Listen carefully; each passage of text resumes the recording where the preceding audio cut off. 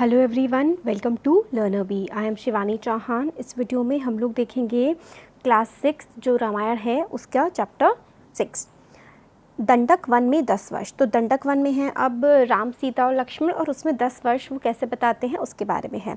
भरत अयोध्या लौट चुके थे, नगरवासी भी। सेना धूल उड़ाती हुई वापस जा चुकी थी। कोलाहल थम गया। 2 दिन बाद चित्रकूट की विचित्र शांति लौट आई। पक्षियों की चहचहाहट फिर सुनाई देने लगी। हिरण कुलाचे भरते हुए बाहर निकल आए। तो मतलब सारे पक्षी वन के बाहर आ गए थे सेना के जाने के बाद, जो भरत और पूरी सेना आई थी। राम पर्णकुटी के बाहर, मतलब अपनी कुटिया के बाहर, एक शिलाखंड पर एक पत्थर पर बैठे थे, एकदम अकेले, विचारमग्न, कुछ सोचते हुए। चित्रकूट अयोध्या से केवल 4 दिन की दूरी पर था। लोगों का आना जाना लगा रहता। वे प्रश्न पूछते, राय मांगते। यह राजकाज में हस्तक्षेप की तरह होता। तो मतलब लोग आते रहते वहाँ पे, राजकाज के बारे में बातचीत करते रहते। चित्रकूट सुंदर सुरम्य था, बहुत सुंदर था चित्रकूट। शांत था, पर राम वहाँ से दूर चले जाना चाहते थे। उन्होंने मन बना लिया चित्रकूट में ना ठहरने का, क्योंकि अयोध्या के बहुत पास था। अयोध्या से सब लोग वहाँ पे बार बार आते रहते थे और उनको लगता था कि वो राजकाज में हस्तक्षेप कर रहे हैं। इस तरीके से राम को ऐसा फील होता था, क्योंकि बाकी लोग उनसे आके बहुत राय वगैरह मांगा करते थे। तो उन्होंने सोचा कि चित्रकूट से कहीं दूर चला जाए। इसका एक कारण था, और था वहाँ रहकर तपस्या करने वाले ऋषि मुनियों का निर्णय। राम लक्ष्मण ने उस वन से राक्षसों का सफाया कर दिया था। तो राम लक्ष्मण ने चित्रकूट में सारे राक्षस गायब कर दिए थे, मतलब सबको मार दिया था। तो ऋषि मुनियों ने कहा कि अब आपको यहाँ से जाना चाहिए। अब तपस्या में कोई उनके बाधा नहीं थी, लेकिन मुनि गण वन छोड़ना चाहते थे। कुछ राक्षस मायावी थे, जब तब आधम का धमकते थे, यज्ञ में बाधा डालते थे। कुछ राक्षस जो थे वो मायावी भी थे और वन में आकर के उन्हें परेशान करते थे ऋषि मुनियों को। तीनों वनवासी मुनि अत्रि से विदा लेकर चल पड़े दंडक वन की ओर। चित्रकूट छोड़ दिया। दंडकारण्य घना था, पशु पक्षियों और वनस्पतियों से परिपूर्ण। तो दंडकारण्य जो आज के छत्तीसगढ़ में पड़ता है वो काफ़ी घना था, पशु पक्षी थे। इस वन में अनेक तपस्वियों के आश्रम थे, लेकिन राक्षस भी कम ना थे। वे ऋषि मुनियों को कष्ट देते, अनुष्ठानों में विघ्न डालते। तो राक्षस परेशान करते थे ऋषि मुनियों को काफ़ी। राम को देखकर मुनिगण बहुत प्रसन्न हुए। मुनियों ने राम का स्वागत करते हुए कहा, आप उन दुष्ट मायावी राक्षसों से हमारी रक्षा करें, आश्रमों को अपवित्र करने से बचाएं। सीता दैत्यों के संहार के संबंध में दूसरी तरह सोच रही थी। तो ऋषि मुनि चाहते थे कि जो दैत्य हैं उनको मार दिया जाए, बस सीता कुछ अलग तरह से सोच रही थी। वे चाहती थी कि राम अकारण राक्षसों का वध ना करें, उन्हें ना मारे, जिन्होंने उनका कोई अहित नहीं किया है। राम ने उन्हें समझाया। तो सीता कहने लगी कि उन राक्षसों ने राम का तो कुछ नहीं बिगाड़ा, तो वो उन्हें क्यों मारे। फिर राम ने उन्हें समझाया, सीते, राक्षसों का विनाश ही उचित है। वे मायावी हैं, मनुष्य को कष्ट पहुँचाते हैं, इसलिए मैंने ऋषियों की रक्षा की प्रतिज्ञा की है। तो वो कहते हैं कि जो ये राक्षस हैं ये मायावी हैं, ये बहुत ज़्यादा कष्ट पहुंचाते हैं ऋषि मुनियों को, इसलिए राम कहते हैं कि उन्होंने क्या किया है, प्रण लिया है कि राक्षसों का वध करेंगे। राम, लक्ष्मण और सीता दंडकारण्य में 10 वर्ष रहे। स्थान और आश्रम बदलते हुए वे शरभंग मुनि के आश्रम पहुंचे। आश्रम में बहुत कम तपस्वी बचे थे, सभी निराश थे। उन्होंने राम को हड्डियों का ढेर दिखाकर कहा, राजकुमार, ये ऋषियों के कंकाल हैं जिन्हें राक्षसों ने मार डाला है। अब यहाँ रहना असंभव है। तो फिर जो एक आश्रम में पहुँचे राम, लक्ष्मण, सीता, वहाँ पे बहुत सारे ऋषियों को राक्षसों ने मार दिया था। तो वहाँ के ऋषि बहुत दुखी थे, कहते थे कि अब यहाँ रहना तो संभव ही नहीं है।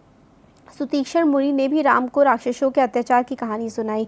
मुनि ने ही राम को अगस्त्य ऋषि से भेंट करने की सलाह दी। तो मुनि ने कहा कि वो राम जो है अगस्त्य मुनि से जाकर के मिले। विंध्याचल पार करने वाले वह पहले ऋषि थे। मुनि ने राम को गोदावरी नदी के तट पर जाने को कहा। तो मुनि ने कहा कि गोदावरी नदी के तट पर जाएं राम। उस स्थान का नाम पंचवटी था। वनवास का शेष समय दोनों राजकुमारों और सीता ने वहीं बिताया। तो पंचवटी में जाकर के अब दोनों सीता राम लक्ष्मण रहने लगे। पंचवटी के मार्ग में राम को एक विशालकाय गिद्ध मिला। तो पंचवटी के मार्ग में जब वो जा रहे थे, एक तो बहुत बड़ा गिद्ध मिला। गिद्ध एक पक्षी होता है, तो गिद्ध का नाम था जटायु। सीता उसका रूप देखकर डर गई। लक्ष्मण ने उसे मायावी राक्षस समझा। वे धनुष उठा ही रहे थे कि जटायु ने कहा, हे राजन, मुझसे डरो मत, मैं तुम्हारे पिता का मित्र हूँ, वन में तुम्हारी सहायता करूँगा। तो जटायु ने कहा कि मैं तुम्हारे पिता का मित्र हूँ और मैं तुम्हारी सहायता करूँगा वन में।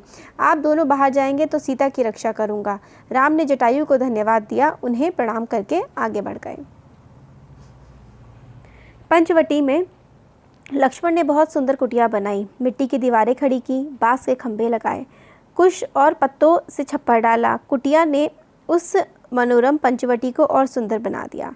कुटी के आसपास पुष्पलताएं थी, हिरण घूमते थे, मोर नाचते थे। तो बहुत ही सुंदर उन्होंने कुटिया बनाई थी, आसपास बड़े प्यारे जानवर थे। इस बीच राम राक्षसों का निरंतर संहार करते रहे। वे जब भी आश्रमों पर आक्रमण करते, राम लक्ष्मण उन्हें मार देते। उन्होंने सीता को पकड़ लेने वाले राक्षस विराट को मारा। वन से राक्षसों का अस्तित्व लगभग मिटा दिया। तो वन से बिल्कुल राक्षस उन्होंने खत्म कर दिए। तपस्वी शांति से अब तप करने लगे। एक दिन राम लक्ष्मण सीता कुटी के बाहर बैठे हुए थे, लता कुंजों को निहारते, उनके सौंदर्य का पर मुग्ध होते। तो मतलब ऐसी नेचर को देख रहे थे तीनों। तभी लंका के राजा रावण की बहन शूर्पणखा वहां आ गई। राम को देखकर वह उन पर मोहित हो गई। उसने स्वयं को पानी में देखा। विचित्र चेहरा, मुंह पर झुर्रियां। वह बूढ़ी थी पर राम के मुंह में आसक्त, उन्हें पाना चाहती थी। उसने माया से सुंदर स्त्री का रूप बना लिया। तो वो राम से शादी करना चाहती थी शूर्पणखा। तो उन्होंने शूर्पणखा ने क्या किया कि अपना रूप बहुत ज़्यादा सुंदर बना लिया। शूर्पणखा राम के पास गई, उनसे बोली, हे रूपराज, मैं तुम्हें नहीं जानती पर तुमसे विवाह करना चाहती हूँ। तो शूर्पणखा करके कहती है कि मैं तुम्हें नहीं जानती पर तुमसे विवाह करना, और राम से कहती है कि मेरी इच्छा पूरी करो, मुझे अपने पत्नी के रूप में स्वीकार कर लो। राम ने मुस्कुराकर लक्ष्मण की ओर देखा, अपना परिचय दिया, सीता की ओर संकेत करते हुए कहा, ये मेरी पत्नी है, मेरा विवाह हो चुका है। राम शूर्पणखा को पहचान गए थे, फिर भी उन्होंने उसका परिचय पूछा। शूर्पणखा ने झूठ नहीं बोला, सच सच बताया कि वह रावण और कुंभकर्ण की बहन है और अविवाहित है। तो कहा कि वो रावण कुंभकर्ण की बहन है, उसकी शादी नहीं हुई है। राम के मना करने के बाद वह लक्ष्मण के पास गई। लक्ष्मण ने कहा, मेरे पास आने से तुम्हें कुछ नहीं मिलेगा। देवी, मैं तो राम का दास हूँ, मुझसे विवाह करके तुम दासी बन जाओगी। लक्ष्मण ने शूर्पणखा को पुनः राम के पास भेज दिया। दोनों भाइयों के यह खेल हो गया, दोनों भाइयों के लिए खेल हो गया। पहले शूर्पणखा राम के पास जाती, फिर लक्ष्मण के पास। शूर्पणखा उनके बीच भागती रही। क्रोध में आकर उसने सीता पर झपट्टा मारा। सोचा कि राम इसी के कारण नहीं विवाह कर रहे हैं मुझसे। लक्ष्मण तत्काल उठ खड़े हुए, तलवार खींची और उसके नाक कान काट दिए। खून से लथपथ शूर्पणखा वहां से रोती बिलखती भागी अपने भाई खर और दूषण के पास। वे उसके सौतेले भाई थे, उसी वन में रहते थे। तो शूर्पणखा जो है वो खरदूषण के पास भागी कि देखो मेरे साथ क्या हो गया है। शूर्पणखा की दशा देखकर खरदूषण की क्रोध की सीमा न रही। उन्होंने तत्काल 14 राक्षस भेजे। शूर्पणखा उनके साथ गई। राम जानते थे कि राक्षस बदला लेने अवश्य आएंगे, इसलिए वे तैयार थे। सीता को उन्होंने सुरक्षित स्थान पर भेज दिया लक्ष्मण के साथ। राक्षस राम के सामने नहीं टिक सके। देखते ही देखते उन्होंने सबको ढेर कर दिया, मतलब सारे राक्षसों को राम ने मार दिया। शूर्पणखा ने एक पेड़ के पीछे से यह दृश्य देखा। राम के पराक्रम से वह चकित थी। उसका मोह और बढ़ गया, साथ ही क्रोध भी बढ़ा। फिर फुफकारती हुई खरदूषण के पास लौटी। तो जब शूर्पणखा ने देखा कि खरदूषण ने जितने भी राक्षस भेजे थे सब मारे गए हैं, तो फिर से गई वो खरदूषण के पास। इस बार खरदूषण राक्षसों की पूरी सेना के साथ चली। खर ने देखा कि आसमान काला पड़ गया है, घोड़े स्वयं धरती पर गिरकर मर गए, आकाश में गिद्ध मंडराने लगे। ये अमंगल के संकेत थे। तो खरदूषण जैसे ही निकले तो देखा कि गिद्ध मंडरा रहे हैं, घोड़े गिर रहे हैं, ये अच्छे संकेत तो नहीं थे। पर वह रुका नहीं, आगे बढ़ता गया। घमासान युद्ध हुआ, अंत में विजय राम की हुई। खरदूषण सहित उनकी सेना धराशायी हो गई। कुछ पिछलग्गू राक्षस बचे, तो थोड़े बहुत राक्षस बचे, वे जान बचाकर वहां से भाग निकले। भागने वाले में से एक राक्षस का नाम था अकंपन। वह सीधे रावण के पास गया, लंकापति को उसका पूरा, तो कुछ तो भाग गए। तो एक अकंपन था और वो रावण के पास भाग गया और राम के बारे में सब कुछ बताने लगा। अकंपन ने कहा, राम कुशल योद्धा है, उनके पास विलक्षण शक्तियां हैं, उन्हें कोई नहीं मार सकता। इसका एक ही उपाय है, सीता का अपहरण, इससे उनके प्राण स्वयं ही निकल जाएंगे। तो कहा कि सीता का अपहरण कर लो और उसके प्राण खुद ही निकल जाएंगे राम के। रावण सीता हरण के लिए तैयार हो गया। वह महल से चला। रास्ते में उसकी भेंट मारीच से हुई, ताड़का के पुत्र से।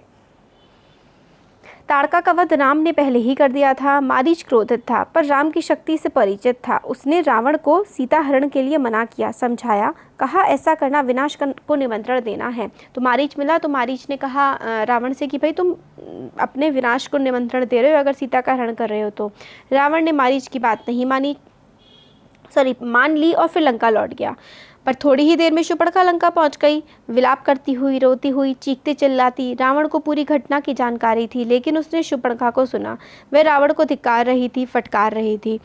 उसके पौरुष को ललकारते हुए शूर्पणखा ने कहा, तेरे महाबली होने का क्या लाभ, तेरे रहते मेरी ये दुर्गति, तेरा बल किस दिन के लिए है, तू किसी को मुंह दिखाने लायक नहीं रह गया है। तो कहने लगे कि मतलब मेरे इतने बलशाली भाई के होते हुए देखो मेरे साथ क्या हुआ है। शूर्पणखा ने राम लक्ष्मण के बल की प्रशंसा की, मतलब तारीफ करी राम लक्ष्मण की। सीता की सुंदरी, मतलब सीता को कहा कि वो बहुत सुंदर है, कहा कि उसे लंका के राजमहल में होना चाहिए। शूर्पणखा बोली, मैं सीता को तुम्हारे लिए लाना चाहती थी, मैंने उसे बताया कि मैं रावण की बहन हूँ। क्रोध में लक्ष्मण ने मेरे कान काट दिए। तो कहा कि मैं रावण की बहन हूँ और इस गुस्से में आकर के ही रावण ने मेरे नाक कान काटे हैं। रावण फिर मारीच के पास गया। खरदूषण की मृत्यु से वह कुछ घबराया हुआ था। रावण ने मारीच से मदद मांगी।